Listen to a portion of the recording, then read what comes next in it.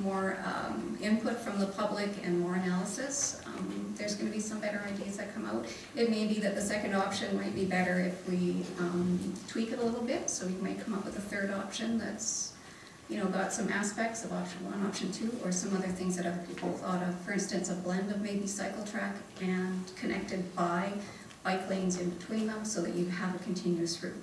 But my key point I would have to say is we have to have a continuous route on that corridor. Thanks very much. Thank you very much for your comments this evening. We welcome our next speaker. Good evening, Mayor, Councillors. Don Gunn, 4449 Tremblay Drive. I'm speaking on behalf of the Gordon Head Residents Association. The Gordon Head Residents Association would like to thank you and thank staff for their involvement and in this process. Over the past 6 years, our association has taken an active role in the discussions and deliberations that led to the draft report. We did so because we believe that future changes along Shelbourne Street and the corridor will affect and have a significant impact on the residents of Gordon Head. We support many of the recommendations contained in the draft report and would have liked to see it gone directly to Council for further deliberation at the public hearing. This evening, though, we have another report, a supplemental report in front of us, and we believe it's really important at this point to focus on the process options rather than the specifics of the short-term transportation. In regards to the process options presented in the supplemental report, we believe that process option B would be preferable. If the original report cannot go forward to the public hearing in its entirety, then removing the sections dealing with the short-term transportation issues from this plan will enable Council to proceed toward endorsement of the very, very important land use, design, and environmental goals that are discussed in the original report. We would like to see firm guidelines in place to guide development that is now occurring in the valley. Unfortunately, we do not regard the terms used in process option A, guidance and assessing, as strong enough to prevent development which may compromise the overall integrity of the plan. Approval of these aspects of the Shelbourne Valley Action Plan would also facilitate the long overdue updating of the local area plans for the communities along the valley. We believe that there needs to be further broad public engagement with Saanich residents on the questions of mobility options, rather than proceeding at this time directly to public hearing on one of them. Mobility option 2, as was mentioned, was first presented to members of the stakeholders group last week. There has not been sufficient time for it to be more widely discussed in the community. We endorse the statement on the last page of the supplemental report dealing with community engagement, as I mentioned by the planning department. In terms of this option that we are recommending, we do not see that this option would create a problem with confusion in the community. Rather, proceeding in this matter would provide much needed certainty in regards to land use and local planning. In summary, the Gordon Head Residents Association urges Council to look at the big picture by supporting the long-term vision for the valley as described in the draft plan, and by allowing the community to further engage with the short-term mobility options as presented in the supplemental report. Thank you. Thank you very much for your comments. We welcome our next speaker. Good evening, Mr. Chair, Mr. Mayor and Council. Judy Gaylord, 1692 Carnegie Crescent, 22-year resident of the Shelbourne Valley, and I've been on the bicycle committee for what feels like 22 years with some of the stuff we've been dealing with. Unfortunately, the Bicycle and Pedestrian Advisory Committee has not had a chance to review these options, so any comments and only my own initial response. So option 1, a key objection is to the exclusion of the southerly 2 blocks of Shelbourne from the improvements. Something that seems to have been completely overlooked is connectivity and continuity within the region. Victoria now has very good bike lanes in both directions along the streets fronting Hillside Mall, including Shelbourne, and it makes no sense to have a major diversion or discontinuity at the municipal boundary. Also, this option still fails to address the question of cycling on the Pear to Blair section, which is exactly the section which contains many destinations for cyclists, either as commuters or as users of the businesses and services. As a personal example, I live near Blair and Shelbourne and often cycle down to my credit union at Cedar Hill Crossroad, medical offices near Hillside and supermarkets at Mackenzie. I do not feel safe doing this at rush hour, and many of my peer group wouldn't cycle at all without a dedicated lane. Option 2, on the other hand, is a very interesting approach. During the earlier stages of the developing of the plan, we'd previously been presented with a choice between 2 and 4 lanes, and the predicted disadvantage of the 2-lane option for transit and traffic diversion obviously led to support for the 4-lane option. I recently began to wonder if a variable cross-section might be an option, and I'm quite excited by the analysis which has been carried out now. Although there's many questions of detail, some of which can hopefully be discussed with the Bicycle and Pedestrian Advisory Committee at the earliest opportunity, option 2 does seem to address my prime objections to option 1. Although the best solution is certainly fully protected bike lanes, if we have to wait 30 years for them, it certainly seems better to at least get significantly more people cycling a lot sooner. And an additional point in this favour, and as in fact was mentioned by Mr. Scott, is that it would also improve the pedestrian environment along the entire route. The bike lane would indeed provide a significant buffer, similar to a boulevard, from the traffic flow, which currently makes walking Shelbourne such an unpleasant experience. And the retention of the tree cover that exists is also a point in favour. One comment I noted down about the traffic diversion figures by 2038. It seems to me that by 2038, surely to goodness we ought to be well on the way to the implementation of the ultimate cross-section, and as somebody else also mentioned, that changes like that will be happening, hopefully modal shift will be happening, and so those figures hopefully may not be all that reliable. So I just wanted to say something about process options. The process and timelines are both important here, and I totally agree with the previous speaker that the plan as a whole needs to be adopted as soon as possible so that the guidelines for developers are unambiguous. We've already had a developer in Gordon Head attempting to introduce a 5-storey building in a block clearly designated for 4 stories in the plan. But having said that, I'm wondering if the most southerly portion of the route might be a good place to offer an extra density because of the stated issues with property acquisition for either option near the North Derry intersection.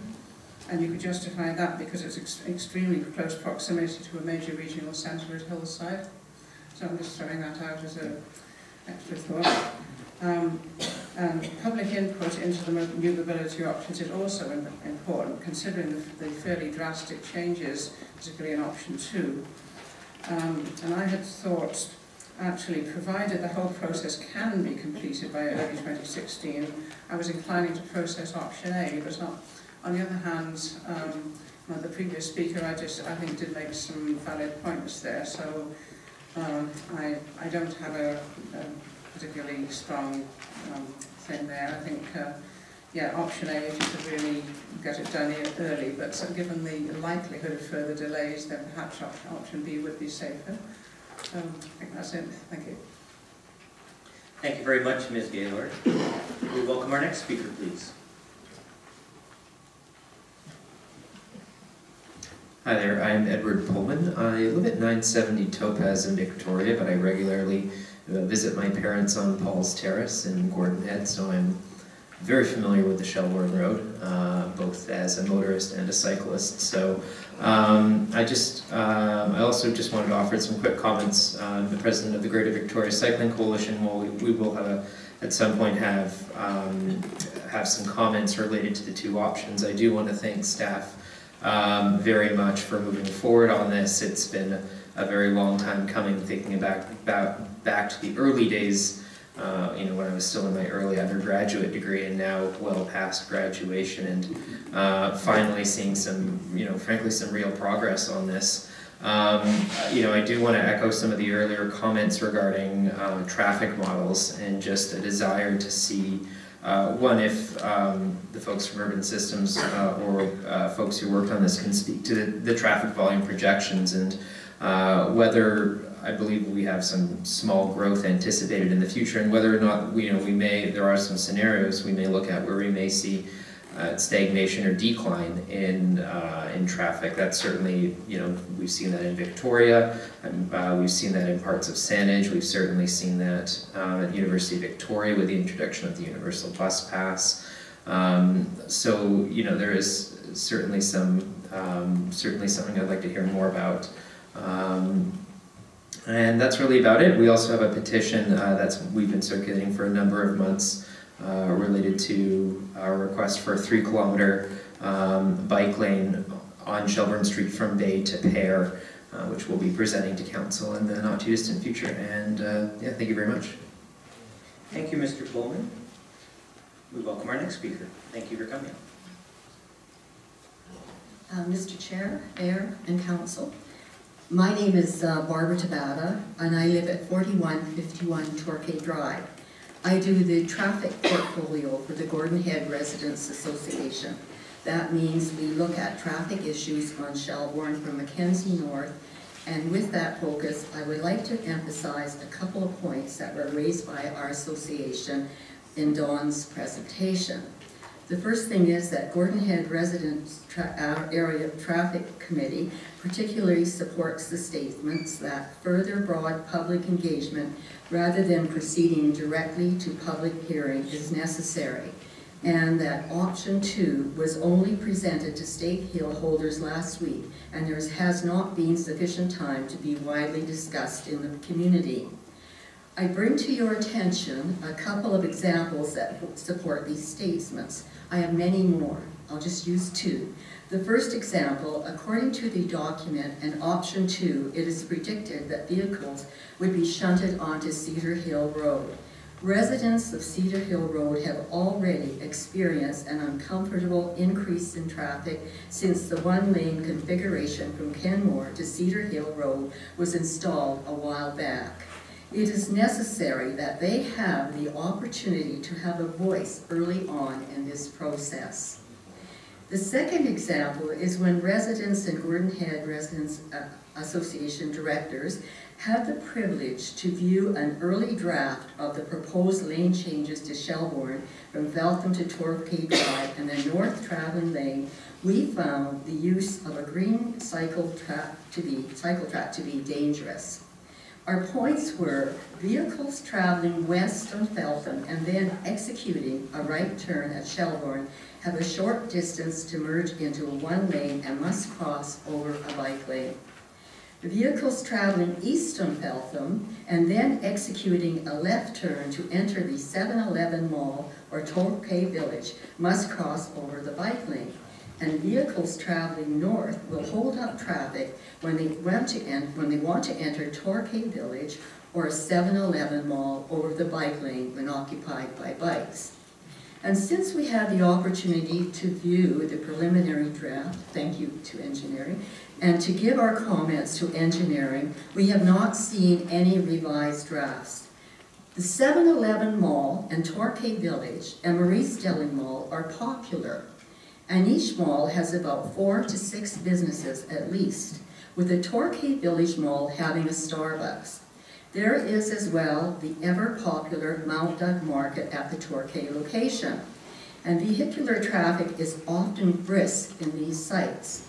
Also, there is Lambrick Park School, Gordon Head's Middle School, the skateboard park, soccer fields, baseball fields, and the Gordon Head Rec Center nearby, with Torquay Drive being one access point to these facilities. And because of these configurations, simply putting down a green cycle track without the opportunity for the community to view and discuss and to offer suggestions, the proposed changes before going to public hearing cannot be supported by the Gordon Head Residents Association Traffic Committee. Thanks. Thank you, Ms. Tabata. We welcome our next speaker. Thank you for coming tonight.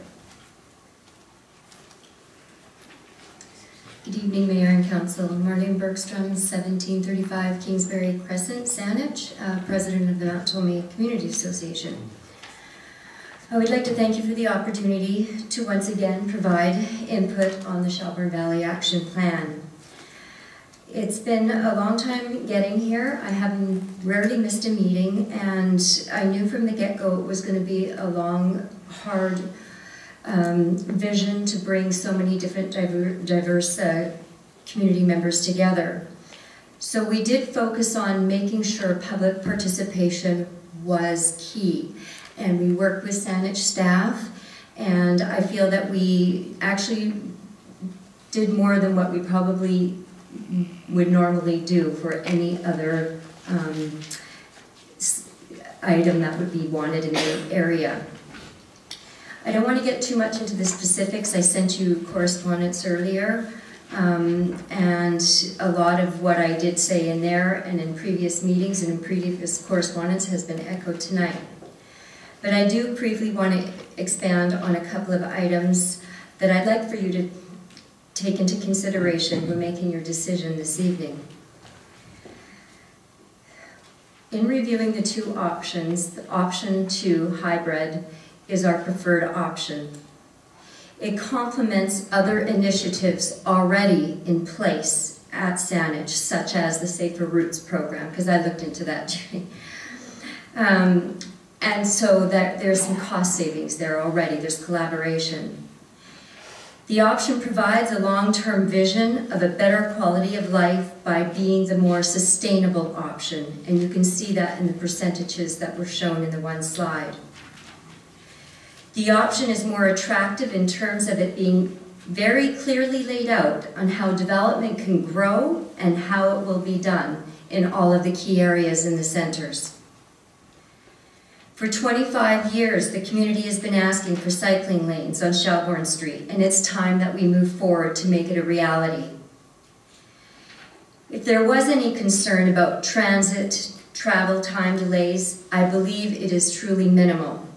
And traffic impact will be there, but it will be acceptable for the community. It will be an opportunity for people to slow down and become more aware of the environment around them. It fits the vision for people to live a healthier lifestyle, and it provides all of us with an opportunity to educate sustainable modes of walking, cycling, and transit. Option 1, in my mind, is a little bit more piecemealed and would make future development processes more complicated and longer. We don't need that delay. Option 2 complements the many issues of safety and transportation that the Mount Ptolemy Community Association has brought forward to several departments at Saanich for the past 10 years, if not longer. We see that with this option 2, that there will be improvements to mobility and transportation in the Shelburne Valley. Option 2 provides a more positive impact for the community. It's decision time to move forward, and we can do it with option 2 in a timely manner. No option's going to be perfect, and I feel after the Shelburne meeting this week that modifications can be made to option 2 through more public process, but we do need your commitment to approve it this evening. We are confident that with this option we will have a better quality of life for our community. And again, I'd like to thank all the staff for listening to all the community members that have come out to all the open houses and for allowing us to participate. Thank you. Thank you very much, Ms. Bergstrom. Welcome. Hi, my name is Tom Newton, 1495 Shorncliffe Road.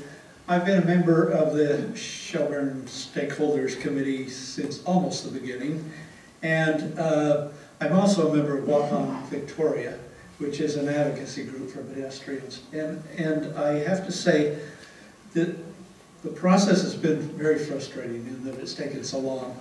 But I really appreciate the work that's gone into doing this, this present mobility plan, because I think it addresses some of the issues, certainly not all, for pedestrians. And you've heard from cars, you've heard from bikes, so this is people who actually walk Shelburne. And what I think you have to remember is there's a huge number of people who live on Shelburne and have to walk on Shelburne. And having some improvement in the walkability of Shelburne make a big difference in the quality of life of people there. And that's a huge number of people. If you look at all the apartments there, you know, you see people trying to walk Shelburne, particularly from North Derry to Pear, but it's almost as scary as the people who are trying to bike it. And if you're walking there and a truck goes by, you really feel like you're taking your life in your hands. So I think getting something going and having council support that is good. Option 2 seems to be the best option from my point of view, in that it does provide a continuous bike lane and separation for pedestrians from the street. And I think that's a double win situation, because the bikers I know want to move fast down Shelburne and are commuting to work. People walking are walking to businesses and that along Shelburne, and having that separation from the cars. If you're driving in a car, and I do drive Shelburne in a car, you don't really know what it's like to walk along there. You're in your little enclosed capsule, and it doesn't feel too bad. But if you're walking it is really a scary road to walk on. And it's really sort of a disgraceful thing for Saanich to have the sidewalks that they have, particularly on the lower part of Shelburne. But this would help improve it, so thank you. Thank you for sharing your comments with us, Mr. Newton. Welcome, Mr. Schmuck. John Schmuck, 1180 Rock Street. I'm president of the Quadra City Hill Community Association. First of all, I'd say ditto for almost all the comments that have preceded me here. But one thing, when we initially were visited by Harold Stanley, Quadra Cedar Hill Community Association, talking about this in general, we suggested, well, can't you get something like a walkside trail through there? And there is the start of that. You have the Balker Creek Trail. I understand if 2 more houses were purchased by Saanich, which I think are available, that could give us a significant extension of the Balker Creek Greenway Trail. And that will give an alternative to people who aren't as confident cyclists to get off of Shelburne Street. So, thank you very much. Thank you, Mr. Schmuck. Just to clarify, is that a question to staff, or is that more a comment meant to inform our future considerations? It's something we had discussed in a number of the meetings. Harold Stanley brought up those 2 houses. I don't know the exact addresses. We talked about it last Monday at the Shelburne Valley meeting. We'll add it to our list of questions. It'd be good. Thank you. Thank you very much. Thank you, Mr. Schmuck. We welcome our next speaker. Thank you for coming. Thank you, Mayor and Council. My name is Brenda Boyd, and I live at 1670 Derby Road, which is the block off Shelburne. I walk Shelburne every day. I'm a cyclist. I don't cycle Shelburne every day. I also drive a motor vehicle, which I usually go out at some point in the day. Essentially, I'm hoping to see the council consider all of the options. I know a lot of issues have to do with the traffic and it being a commuter route, but the residents, we walk, we cycle, essentially it's our neighborhood too. My biggest observation on Shelburne Street is the run from Pear to North Derry becomes a speedway. Even if you could enforce 50 kilometers an hour on that stretch, that would go a long way to help pedestrians and cyclists. It's one of those areas, it's such a long run and speeding is rampant, and I see a number of accidents there since I've lived there over the last several years.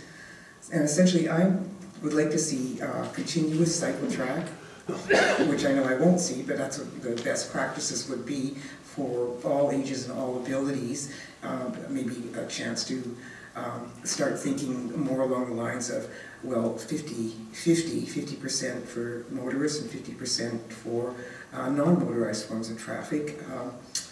Anyway, that's my thoughts on it. Thank you very much. Thank you, Ms. Boyd. Welcome to our meeting. Thank you for coming tonight. Good evening. My name is May Ang. I'm from 1515 Louis Place. I am a member of the Shelburne Valley Stakeholders Committee, and I have to say that I'm a pretty diligent one, and I try to attend meetings whenever I can. So Marlene has expressed a lot of what I want to say, so I support what she has said. My preferred option is also option 2, and I think we need to get moving on that. So I just want to, I'll just make some comments. I just want to go on a new topic. I know that we need to put this through public consultation as well. The problem with the supplemental report is that it doesn't include a social assessment. It's all about commuters, it's all about moving traffic. So before it goes to public consultation, I would like Cam to include an evaluation of the social aspects, greenhouse gases and climate change. And I think this one is not mentioned. And also you need to do an evaluation of the economic and the social benefits of our investment of money, of $9 or $10 million. I think that's very important. We have to find out what is better in that respect. I've always been very confused about this Shelburne Valley Action Plan. I don't know whether it's a transportation plan or it's a community plan. By right it should be a community plan, right? A local area plan should be about the community, about the community building in the first place, and then transportation and all the other features fall around that. So, so I think that we need to focus. There's a missing component to this Shelburne Valley Action Plan. We do not have a component on community building and economic development, or the economic opportunities. I'm just itching to sort of expand the vision to something that's exciting. I think that we need to look at not just this nutshell that is the Shelburne Valley. We need to have a broader vision that incorporates our educational institutions. So I'm proposing that, when you're doing the Gordon Head plan and some of the other area plans, I'm proposing that we need to expand our vision and we need to consider creating a university district. I think that is something, so we need to explore all the economic opportunities that are connected to our educational institutions. So it's sort of, this process is very strange. So we're so far along now that I think we have to move with this evaluation of the transportation option. But I think that at the same time, we have to start orienting our thoughts towards developing a bigger regional vision. And I think that if we do that, it will also be easier for us to get grants. Thank you. Thank you very much, Ms. Ang. Is there anyone else who wishes to speak tonight on this matter? Welcome. My name is Jean Newton, and I live at 1495 Sharncliffe Road. I'm a member of the Shelburne Valley Stakeholders since January of 2010. And it's easy to follow May because I agree with her quite a lot. I just like, and I agree with quite a few of the speakers tonight. Just want to add a couple of things. I too support option 2. I would like to have this process underway as quickly as we can get it underway. It's been going a long time. As someone said, 1990 there were plans, and so this has been a very long time. We're almost at the 30-year mark if you go back that far. I think there are a couple of ways to look at Shelburne and the development that I hope will be underway quickly to change the traffic patterns. One is to look at it as a traffic corridor where we're seeking more balanced transportation, but we're mainly focusing on how to get traffic moving. So this is a community on the side of a street. This is not how I favor looking at it. The other way to look at it is as a very vital community that a very busy street happens to run through. And if you look at it that way, then community comes first in your mind, not street.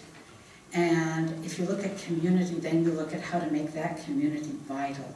So you look at the continuous bike lane, which is really good. It's good for the environment. It's good for putting people on the street outside of cars. You look at decent sidewalks. You look at what kind of businesses you want to have there and bring the university community in. Shelburne, especially the southern part, isn't even that far from Royal Jubilee Hospital. So there's a lot of employment in the area. If you look at the hospital, which is a huge employer, then you look at the university, which is a big employer, and all the people who could travel on that street in transit, by foot, on bike, and not necessarily in motor vehicles. So we would achieve more balance, but we have to look at the vitality of the community. I do not imagine, maybe someone can correct me, that there is one person in this room who lives directly on Shelburne. Is there? Didn't think so. 10% of the population of Saanich lives in the Shelburne